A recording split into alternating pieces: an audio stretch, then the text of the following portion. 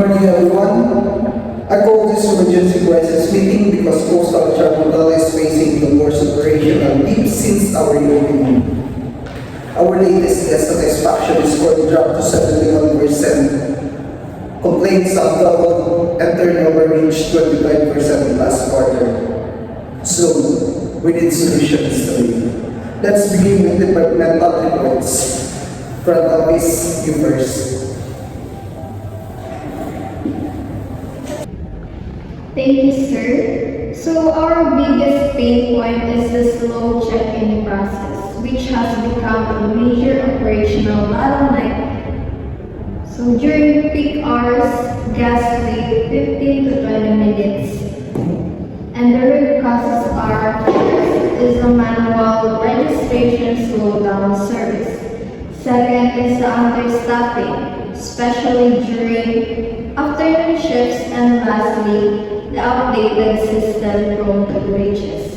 So these delays directly impact guest satisfaction and create long queues in the lobby. So it's becoming our most visible failure. Okay. Housekeeping is under strain. We received repeated complaints on inconsistent room cleanliness, missed amenities, dusty surfaces, delayed turnover of rooms. The root causes are first, high attrition. My team lost 8 room attendants in 3 months. Second is the poorly balanced room assignments, leading to fatigue and shortcuts. And lastly, the lack of standardized quality checks. We're trying, but our current manpower and process flow cannot sustain an 80-room operation. From a rating perspective, our online reviews have taken a hit. 3 recurring keywords: slow, dirty, and cold. We're losing potential bookings by 1% month to month. If this service failure persists, our revenue forecast for the next quarter will be significant. Based on process mapping, the critical bottleneck affecting the entire guest journey strategy. Check-in is slow, guests start to stay frustrated. This negatively influences the perception of cleanliness, food, and service quality. If we solve check-in, it is the first impression of your guest satisfaction. Well, thank you everyone. So the problems are clear and the causative actions are even clearer. Now, we move beyond analysis. Let's focus on solutions. Now, we have a mandate. The owners will fund one major technology upgrade. Only one, so we need to debate carefully. Should we prioritize check-in, room cleanliness, or food service? First, we will implement a mobile check-in system within 6 weeks to eliminate delays at the front desk.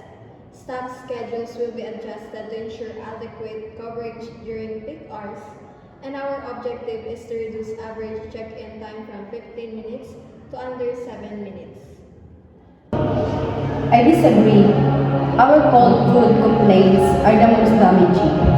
A digital food order tracking system will timestamp every order, improve coordination, and ensure timely delivery. Both have valid points, but cleanliness is non-negotiable. A smart housekeeping app to assign rooms, track tasks, and verify quality could fix inconsistency. From a revenue standpoint, the issue most visible to guests, and one with the strongest emotional impact is the check-in delay. This shapes the entire stay. Based on process mapping, the critical bottleneck affecting the entire guest journey strategy. Check-in is slow, guests start to stay frustrated. This negatively influences the perception of cleanliness, food, and service quality. If we solve check-in, it is the first impression of your guest satisfaction. So if the data support it, I can agree. Mobile check-in should be the priority. Well, then it's settled. Our one-time technology investment will be the mobile check-in and digital key system.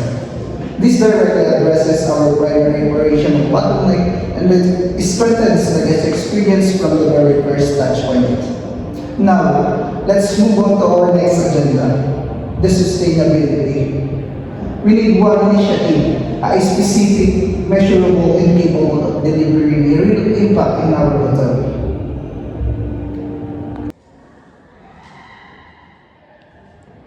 Well, thank you everyone. So the problems are clear and the cause of inactions are even clearer. Now, we move beyond analysis. Let's focus on solutions. We need a mobile check-in and digital key system. This eliminates manual paperwork, cuts waiting time by 50%, and reduces staff burden. It will solve our biggest bottleneck. I propose implementing a pre-portioning system for all perishable ingredients. This will be reduce kitchen waste by at least 10% and control food cost variance. I can implement a chemical dilution tracking system to reduce excess use of cleaning chemicals by 80%. In the marketing division, we will communicate these improvements through clear and positive messaging. Online views will be monitored weekly track guest sentiments to recovery. Following system rollout, we will launch a fresh start with post-electronic complaint to reinforce confidence in our service. I will monitor also the key performance indicators, including check-in duration, room cleanliness scores, delivery time, food delivery time, and waste percentage. Monthly reports will be submitted to evaluate performance and track improvement. Alright, I read all your commitments. We are in crisis, but we are not powerless. With these solutions, technology-driven check-in, reduced kitchen waste, staffing improvements, and process redesign, we will stabilize operation and restore our reputation. Let's execute this plan with urgency. Meeting adjourned.